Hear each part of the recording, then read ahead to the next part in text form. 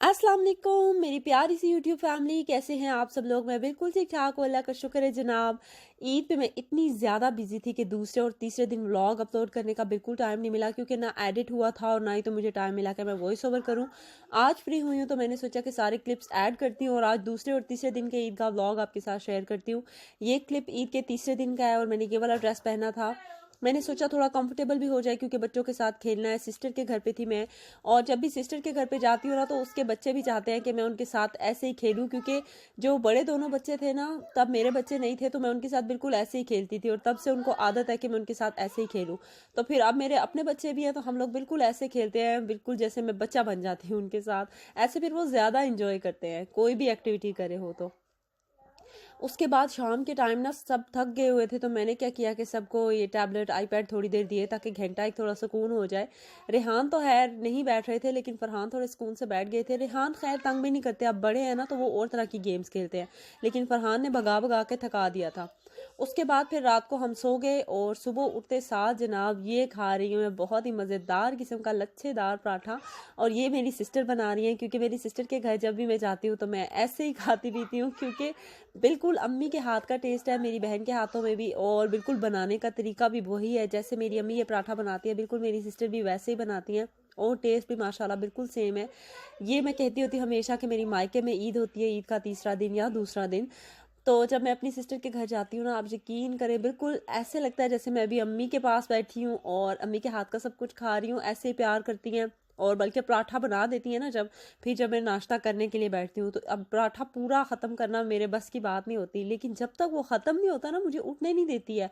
बिल्कुल जैसे अम्मी करती हैं। पाकिस्तान में ऐसे होता था, अम्मी नाश्ता देती थी या खाना रोटी खाने बैठे हैं कुछ भी, तो अपनी प्लेट जब तक ख़त्म नहीं होती ना, तब तक उठने नहीं देते हैं वहाँ से, जैसे हम अपने बच्चों के साथ करते हैं। तो बिल्कुल वैसे ही एक दिन भी मैंने सुबह उठ के पराठा खाया, दूसरे दिन भी मैंने खाया। मैंने सोचा मोटे हो लेते हैं, क्योंकि ये मौके बार बार थोड़ी मिलते हैं। अब यहाँ पे जितनी भी परदेसी बहनें हैं, उनको अपनी अपनी अम्मी की याद आ गई होगी।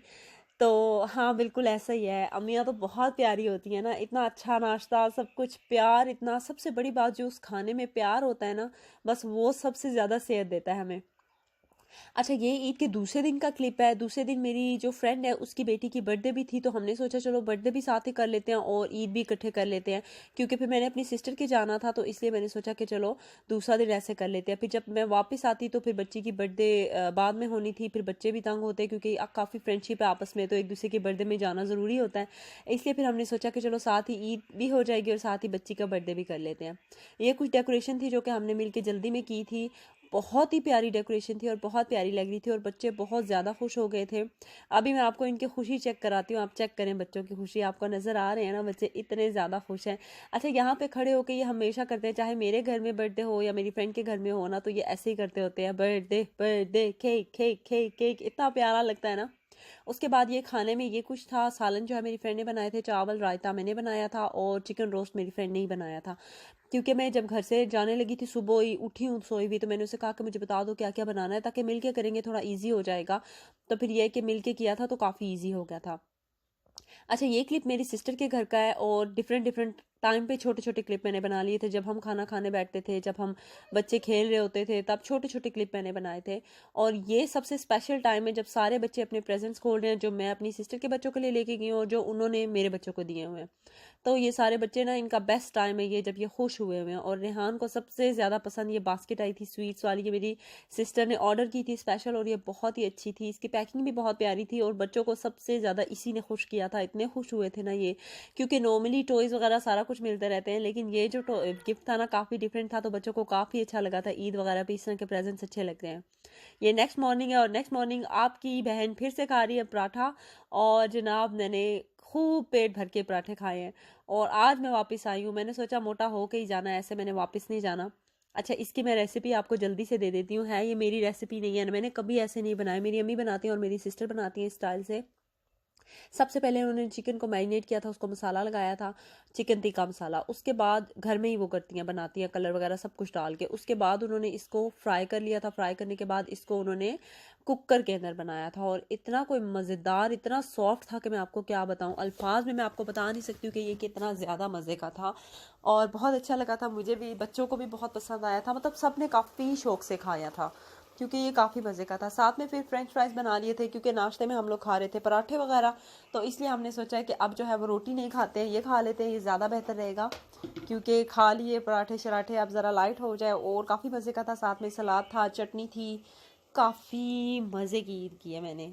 देखने में भी आपको दिखाई दे रहा है और मेरी आवाज़ की एनर्जी से भी आप लोग अंदाज़ा लगा सकते हैं कि काफ़ी अच्छी ईद हुई है। हालांकि मुझे ऐसे लग रहा था कि शायद थोड़ी बोरिंग होगी क्योंकि मेरे हस्बैंड पाकिस्तान में थे और मैं थोड़ी परेशान थी कि मैं क्या करूँगी, सिस्टर के घर जाऊँगी नहीं जाऊँगी, क्या करूँगी। लेकिन सिस्टर के घर में मेरा प्लान था कि मैं नहीं जाऊँगी क्योंकि ज़ाहिर है वो काफ़ी दूर रहती है, तो मैं जा नहीं सकती थी। फिर मेरी जो सिस्टर है उन्होंने मुझे कॉल किया और उन्होंने मुझे कहा कि आप लोग तैयार हो जाएं, आपके बहनोई आपको लेने आ रहे हैं। मैंने फिर खुश हो गई क्योंकि मुझे तो जाना ही था, मुझे तो वहाँ आना चाहिए। और फिर जल्दी से मेरे हाथ जो लगा मैंने पैकिंग की और जल्दी से हम भाग के चले गए थे।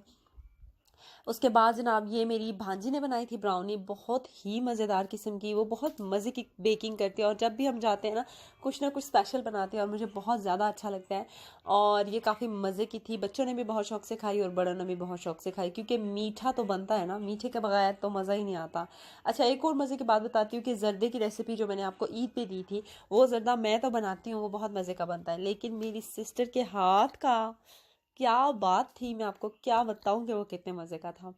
अच्छा जनाब, ये हो गई है रेडी और कट भी हो गई है और हमने ये खाई थी आइसक्रीम के साथ गर्मा गर्म। बहुत मज़ा आया था इस डेजर्ट का, मतलब सारा कुछ खाने के बाद ये जब खाया था ना तो इसकी क्या ही बात थी। मेरी ईद तो माशाल्लाह माशाल्लाह नाना करते भी बड़ी ही मज़ेदार किस्म की गुजर गई है। और जो स्टे किया था सिस्टर के घर में उसकी वजह से और ज़्यादा मज़ा आया था। बच्चों ने अपनी जगह इंजॉय किया, हमने अपनी जगह पे इंजॉय किया। और बच्चे मेरे जो हैं वो स्लीप ओवर बहुत ही वैसे ही बहुत ज़्यादा शौकीन है, तो इसलिए फर्स्ट टाइम लाइक जब से रेहान ने होश संभाला है, क्योंकि लॉकडाउन था तो हम नहीं गए थे, तो ये स्लीप ओवर था, इसलिए बहुत ज़्यादा खुश हुए थे, बहुत ज़्यादा एक्साइटेड थे। और घर आके भी मुझे कह रहे थे कि मामा ये वाली ईद जो है ये बेस्ट ईद थी, ओनली मैं डैडी को मिस कर रहा था, लेकिन बाकी बहुत ज़्यादा मज़ा आया था। और इस ड्रेस की भी तारीफ सबने की थी, सब ने की थी। और मैंने काफ़ी सारी इसके अंदर पिक्चर्स बनाई हैं, इंशाल्लाह इंस्टाग्राम पे मैं अपलोड करूँगी। आप लोग मुझे इंस्टाग्राम पे ज़रूर फॉलो करें। पाकिस्तानी मोम सोबिया बगैर स्पेस के लिखोगे तो मैं आपको इंस्टाग्राम पे मिल जाऊँगी। वहाँ स्टोरीज पे भी साथ साथ मैं चीज़ें शेयर करती रहती हूँ, तो इंशाल्लाह वहाँ पे मैं आपको ईजिली मिल जाऊँगी। और जो पहले मैंने ड्रेस पहना हुआ था बर्थडे पे, उसका जो है वो लिंक डिस्क्रिप्शन बॉक्स में आपको मिल जाएगा। अगर आप लोगों ने कपड़े वगैरह लेने हो तो आप लोग ले सकते हैं, वहाँ से काफ़ी अच्छे कपड़े होते हैं उनके। और ये कपड़े हम सब फ्रेंड्स ने भी लिए हुए थे, सिर्फ मैंने नहीं लिया था, मेरी फ्रेंड्स ने भी ऑर्डर किए हुए थे एक जैसे।